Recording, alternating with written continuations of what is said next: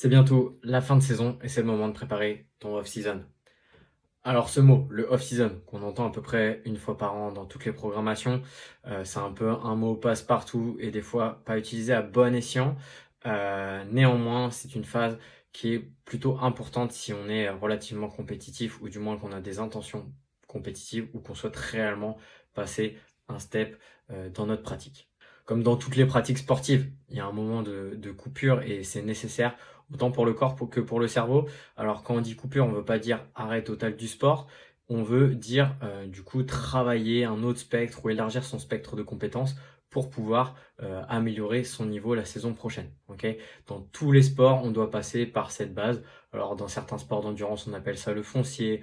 Même dans l'haltérophilie aussi, on utilise ce mot foncier. Donc au CrossFit, vu qu'on a une grande modalité de qualité physique, on parle de off-season, on l'entend aussi dans les sports collectifs, où du coup on va essayer de réélargir et augmenter notre futur potentiel. Donc l'intérêt du off-season, concrètement, ça va être d'avoir une structure très bien réfléchie, agencée de manière très structurée. C'est pas dédié à tout le monde, hein, puisqu'il faut un certain volume d'entraînement, et on va considérer chez FIS que si vous n'avez pas 4 à 5 entraînements de 1 heure et demie à 2 heures, on n'appellera pas ça un off-season. Okay, tout simplement parce que du coup vous allez rater des parties du spectre. Okay, alors ça veut pas dire que vous n'allez pas progresser, okay, mais ça veut dire que vous allez occulter certaines qualités physiques. Dans off-season, on va vouloir reprendre des bases, notamment de posture, corriger certains déséquilibres, régler quelques bobos qu'on peut avoir dans la saison et aussi éviter qu'ils reviennent. On va aussi recréer une base énergétique, c'est-à-dire avec une base d'aérobie et d'endurance pour pouvoir encaisser des futurs entraînements et une saison et aussi développer un potentiel énergétique dans les différentes filières de ce sport. Sur le plan musculaire aussi, pour certains, ça va être de l'hypertrophie ou une prise de force qui pourra augmenter aussi le potentiel de force et de puissance et de capacité de puissance durant la saison et durant les entraînements de type CrossFit. Ça nous permettra aussi clairement de couper de l'intensité pure, couper des efforts mixés et de travailler chaque modalité de manière dissociée. Et c'est aussi l'opportunité de travailler des exercices qu'on ne teste pas du tout dans le CrossFit et de s'éloigner un petit peu de l'activité pour développer de nouvelles compétences qui seront transférables dans notre activité qui est le CrossFit. Alors, en quoi ça consiste? Ça consiste à manager déjà de manière super intelligente le nerveux et le volume d'entraînement. Okay, c'est pour ça que je dis que en dessous de 4, ça sera compliqué d'avoir quelque chose de structuré parce que si vous n'arrivez pas à vous trouver 4 plages d'entraînement assez longues, c'est que vous avez un rythme de vie qui vous permettra pas d'avoir un système nerveux optimal pour ce style. Alors, ça n'empêche que vous aurez quand même la possibilité de développer des qualités, d'augmenter votre potentiel, mais peut-être un peu plus lentement que quelqu'un qui va se dédier à un off-season.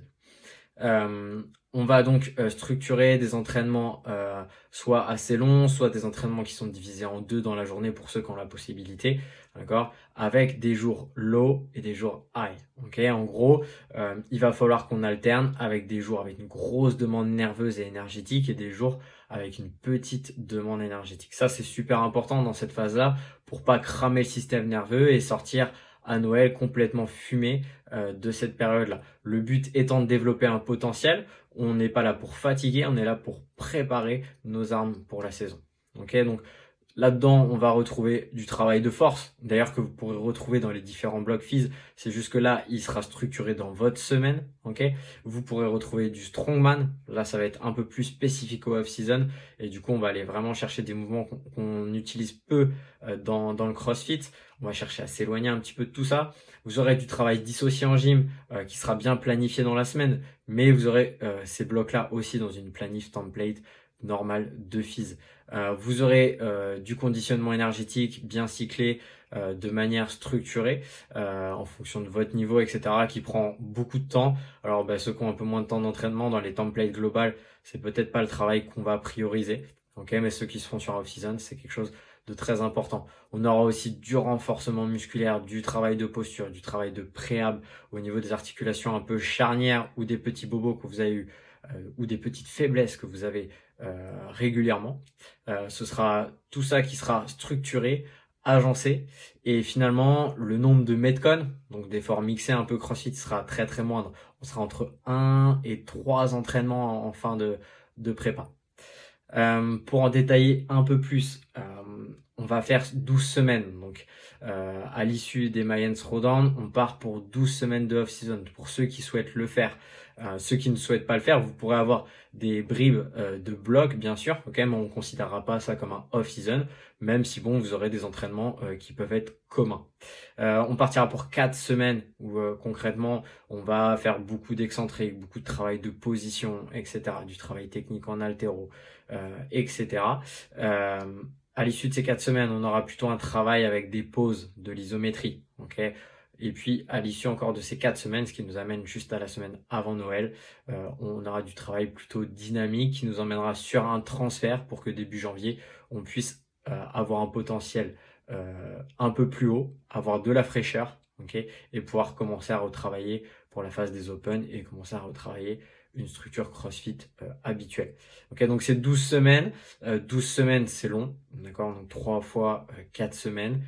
Il n'y aura pas de deload, donc il faut, si on veut s'engager sur un off-season, il va falloir être relativement cohérent, avoir une récupération adéquate et ne pas le faire à moitié, tout simplement. Donc si vous souhaitez vous dédier à une période de off-season avec une template annexe, n'hésitez pas à nous solliciter et puis on pourra en discuter.